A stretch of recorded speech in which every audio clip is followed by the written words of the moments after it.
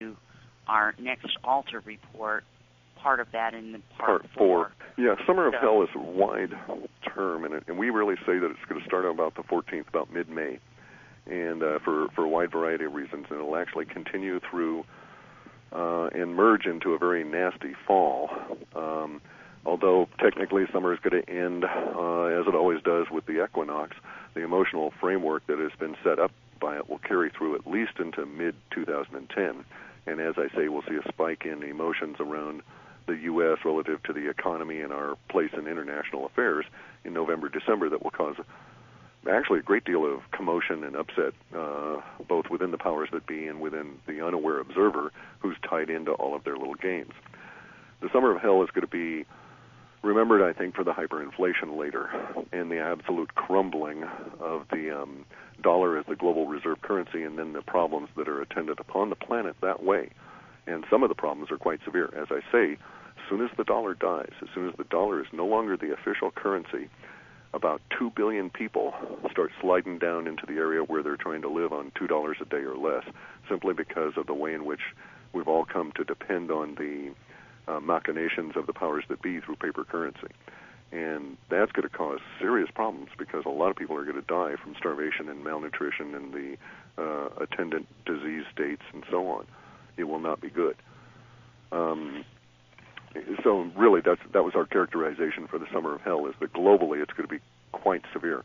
Any given individual in any given state within the U.S. may or may not suffer that badly until we get to the hyperinflation, and then we're all in it together. And that'll trigger all kinds of undeniability expressions within the populace. We're going to see strange things, roving mobs that one day just decide, okay, that's it, we haven't eaten for a week, so we're going to go and take over that factory and eat everything in it.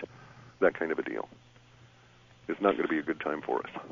No, and you talked about that in this part 4, which was to be careful of groups and traveling and things like that. So maybe that's something else that you can talk about that's is in this latest report. Yeah, we're seeing a convergence of factors here, and we need to be aware of them as individuals, because the more you're aware of a pattern, as the Buddhists say, the easier it is to step out of it.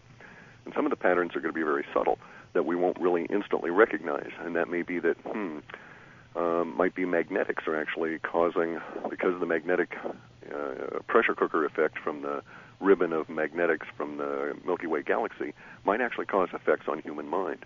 We've been saying this for some time, and I mean, it's a brutally difficult days to discuss this, but of people going crazy and running amok. And so we've seen recent instances here in the United States of that yesterday and today. And we're going to see more of them, to the point where I think it'll probably be a multiple times a day occurrence and may even drop off the radar relative to the powers that be in their press, because there'll just be so many examples of it. So it will be very necessary for people who we call aware observers to not only monitor their own emotional state, but to be aware that when they're in crowds, that we may find really aberrant behavior and crowd psychoses taking over, simply because of all of the pressures. Economic, social disruption, the disruption of the social contract, because later on, if we're correct, the federal government's going to start repudiating certain parts of its social contract. People that are living on fixed incomes won't do well in hyperinflationary periods, et cetera, and this will all combine over the course of this summer to produce situations where crowds just go kind of bats for a while. And that can cause chaos and disruption, and if you happen to be caught up in it, the thing to do will be to act as a cork, float across the top of it, and get out, because it will not end well. Well, and this gets back to when the events really started to take place, really started to change, was back in, wasn't it October 2008? Correct. It was a marker, as it were. And never are we going back, yes. Right, and everyone, was waiting for some kind of a huge indication, as people do, that something's going to fall out of the sky, and that's going to be the marker, and that's how you know. But right. it really was the shift. It was just Correct. the shift. And it was palpable, and we recorded it, yeah. Oh, absolutely. I mean, I even talked about it. I talked about what was going on in October, and I said, this is just going to be one of those things. It's just going to it's like going to gather its own energy, and that's exactly what's going on here with that. And it's going to continue, yeah.